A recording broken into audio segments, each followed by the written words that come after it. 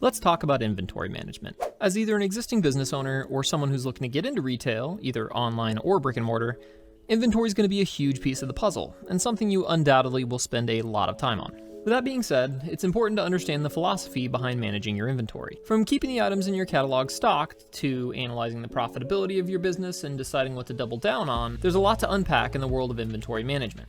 So let's start with the basics. Inventory management refers to the idea of knowing how much stock you have on hand and how much you'll need in the immediate future. It can include the purchase of raw material and unfinished goods if you're a vertically integrated manufacturer, or it can be closer to finished products that you're reselling in the case of something like dropshipping. Even the repair and maintenance of goods can be included in the management of inventory. It should go without saying that it's important to monitor stock levels in any case where you're running a business. When your products sell, you're gonna need to replenish the stock, right? On the flip side, if something's not selling, you're gonna need to know when to cut the cord.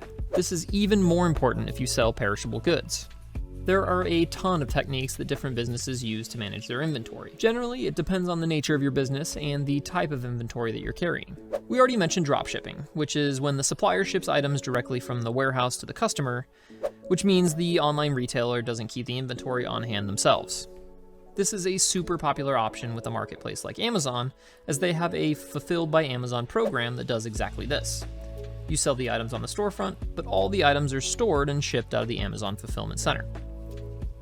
Other common techniques for stock keeping would be ABC analysis, which is identifying your most popular and least popular stock and defining a priority for ordering more inventory.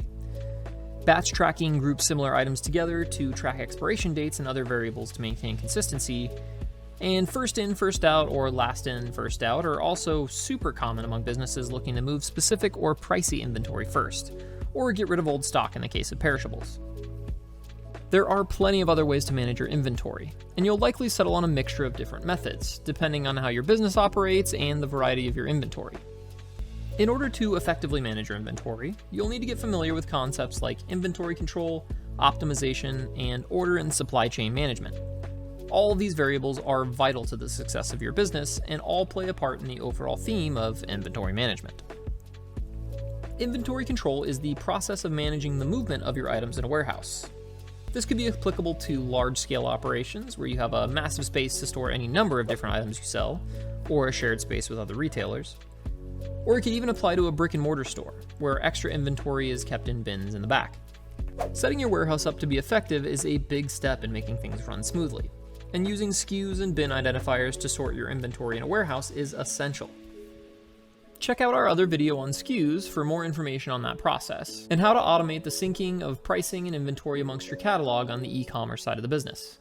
Order and supply chain management involves the logistics of tracking inventory as it's ordered from the supplier, delivered to the warehouse, ordered from the customer, and then finally delivered to said customer.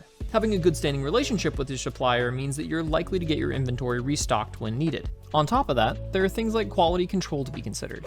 If you develop a strong relationship with your supplier or manufacturer, you can easily give input and confirm the quality of your merchandise. Things like the procurement and planning of inventory fall into this category too. Finally, keeping your inventory management optimized is equally important, as it'll help you keep costs down where able and allow you to really hone in on what your customers are looking for. If you're able to predict what will sell better, your customers will be happy, and your stock will be easier to manage, and you'll make more money. Of course, there are a lot of different ways of optimizing your inventory management process, but here are a couple pointers. Taking stock of what you have in your inventory is important, so you can start by doing a manual inventory of your warehouse or storage at least once a year. Some businesses do this quarterly and some do it monthly, but ultimately it's up to you and how often you want to do this. Having a baseline idea of what you do have on hand will help though. If you're a bit more sophisticated and have a process already in place, using a barcode or RFID system to track inventory as it enters or leaves the business or warehouse will make the process much simpler. It's still recommended to do manual checks every now and then, but this can enable much more modern solutions for inventory management.